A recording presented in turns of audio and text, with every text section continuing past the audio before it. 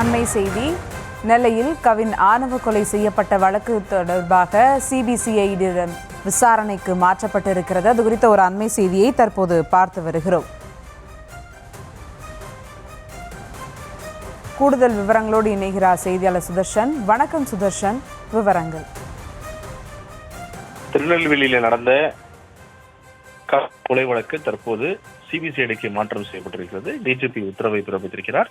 தூத்துக்குடி மாவட்டத்தை சேர்ந்த கவின் செல்வ கணேஷ் இவர் திருநெல்வேலி மாநகரில் கொலை செய்யப்பட்டிருந்தார். இது தொடர்பாக கவின் செல்வ கணேஷுடைய தாயார் கொடுத்த புகாரின் அடிப்படையில் பாளையங்கோட்டை காவல் நிலையத்தில் கிட்டத்தட்ட ஒரு 5 பிரிவுகளில் வழக்கு பதிவு செய்யப்பட்டு, முக்கியமாக தாழ்த்தப்பட்டோர் மற்றும் பழங்குடியினர் வன்கொடுமை தடுப்பு சட்டம்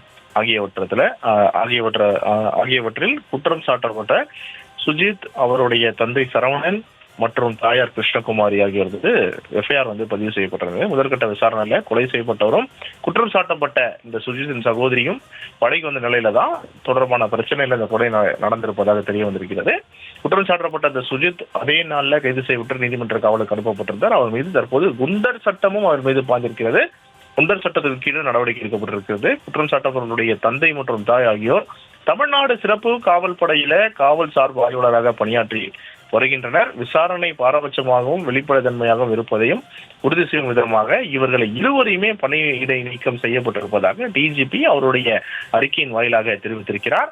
இவ்வழக்கின் தன்மை மற்றும் முக்கியத்துவத்தை கருத்தில் கொண்டு சுதந்திரமான, நியாயமான மற்றும் பாரபட்சமற்ற விசாரணையை உறுதி செய்வதற்காக தான் இந்த வழக்கு சிபிசிஐடிக்கு மாற்றப்பட்டிருப்பதாக அவர் அறிக்கை வாயிலாக தெரிவித்திருக்கிறார். முக்கியமாக இந்த வழக்கு, அதாவது நெல்லையில் நடந்த இந்த மர்டர் வழக்கு, கவின் கொலை வழக்கு பல கோணங்களில் விசாரணை செய்யப்பட்டு வருகிறது. அது மட்டும் இல்லாமல் இது ஆவண கொலை என்று தொடர்ந்து பேச்சு பொருளாக இருந்து வருகிறது. அதன் காரணமாக இந்த வழக்கை லோக்கல் போலீஸ் கிட்ட அவர்கள் விசாரிக்காமல், ஏனென்றால் அதுல சில சாத்தியக்கூறுகள் ஏற்படக்கூடும் அப்படின்னு சொல்ற ஒரு பல விமர்சனங்கள் இருந்தது. அதாவது இது ஆவண கொலை கிடையாது, சாதி கொலை கிடையாது அப்படின்னு சொல்லிட்டு பல விமர்சனங்கள் எழக்கூடிய நிலையில இந்த வழக்கை சுதந்திரமாக விசாரிக்கணும் அப்படின்னு சொல்லிட்டு தான் இந்த கொலை வழக்கை தற்போது சிபிசிஐடிக்கு மாற்றம் செய்யப்பட்டிருப்பதாக டிஜிபி அறிவித்திருக்கிறார்.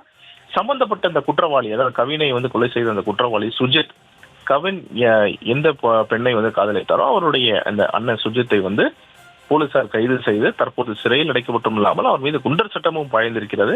இந்த சுஜித் தான் கவின்குமாரை, அதாவது தனிச்சையாக செயல்பட்டு தான் அவங்களுடைய ஃபேமிலிக்கு, சுஜித்துடைய ஃபேமிலிக்கு தெரியாது கவின்குமாரை கொலையை அவர் செய்ய போறாரு. அது மட்டும் இல்லாமல் இந்த மாதிரி ஒரு நோக்கத்தில் இருக்காருன்றது தொடர்ச்சியாக அவர்களுக்கு தெரியாத வண்ணம் தான் இருந்து வந்ததாக தகவல்கள் சொல்லப்படுகிறது. சுஜித் கவின்குமாரை கொலை செய்ததுக்கு அப்புறமா தான் அவர் நேரடியாக காவல் நிலையம் சென்று சரணடைந்திருக்கிறார். கவின்குமாருடைய உடலும் தற்போது அவர்களுடைய உறவினர்களால் வாங்கப்படவில்லை. ஏனென்றால் அவர்களுடைய சுஜித்துடைய தாய் தந்தை காவல்துறையில் இருப்பதனால் இருவர் மீது வழக்கு பதிவு செய்ய சொன்னாங்க. கோரிக்கையின் அடிப்படையில், அதாவது கவின்குமாருடைய பெற்றோர்கள் கோரிக்கையின் அடிப்படையில் சுஜித்துடைய தாய் தந்தை மீது வழக்கு பதிவு செய்யப்பட்டிருக்கிறது. ஆனால் தற்போது அவர்களை கைது செய்தால் மட்டும்தான் நாங்கள் உடலை பெற்றுக்கொள்வோம் அப்படின்னு சொல்லிட்டு கவின்குமாருடைய தாய் தந்தை தொடர்ச்சியாக கூறி வருகின்றனர். ஆனால் தற்போது வரை கவின்குமார் கோரிக்கை, அவருடைய பெற்றோரின் கோரிக்கையை போலீசார் நிராகரித்து வருகின்றனர். அதாவது தற்போது வரை சுஜித்துடைய தாய் தந்தை மீது எஃப்ஐஆர் தான் பதிவு செய்யப்பட்டிருக்கிறது. வன்கொடுமை தடுப்பு சட்டம் பதிவு செய்யப்பட்டிருக்கிறது. தொடர்ச்சியாக இவர்களை மேலும் விசாரிப்பதற்காக இந்த வழக்கை சிபிசிஐடிக்கு மாற்றம் செய்திருப்பதாக டிஜிபி அவர்கள் அறிக்கையின் வாயிலாக தெரிவித்திருக்கிறார்.